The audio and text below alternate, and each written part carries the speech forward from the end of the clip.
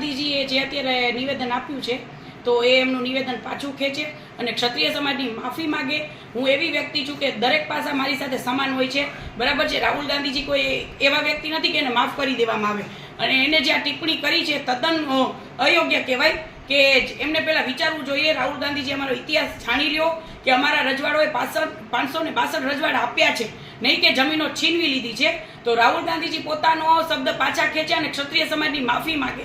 જી તમે કઈ રીતે વિરોધ કરશો? જી અમે ચોક્કસપણે વિરોધ કરશું કે જેમ રૂપાલાભાઈનો વિરોધ કર્યો હતો એ જ રીતે રાહુલ ગાંધીજીનો વિરોધ થવો જ જોઈએ. એ ક્ષત્રિય સમાજને વિચારવાનું છે કે ક્ષત્રિય સમાજ જો આ નહીં કરે તો આજે ક્ષત્રિય સમાજ એક રમત જેવો થઈ ગયો છે ને આ રમત જેવો કરનારા અમારા જયચંદો છે કે જે આખું રાજકારણ ક્ષત્રિય સમાજમાં લઈ આવ્યા. અત્યારે એવું થઈ રહ્યું છે, જો આ બધું ક્યાંનું ક્યાં પહોંચ્યું. જો સ્વાભિમાનની લડત એક સામાજિક રાખી હોત તો આ બધું ન થાત.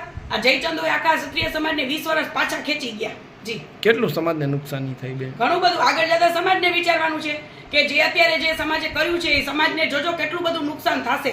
કે જે આપણે રાજકારણ લઈ આવ્યા છીએ રાજકારણ ન આવવું જોઈએ. સ્વાભિમાનની લડત હતી સામાજિક, તો સામાજિક જ આપણે લડત આપવાની હતી અને આપણી જીત પણ થાત. પણ અમુક જયચંદોના લીધે આખો સમાજ ગુમરાહ થઈ ગયો છે.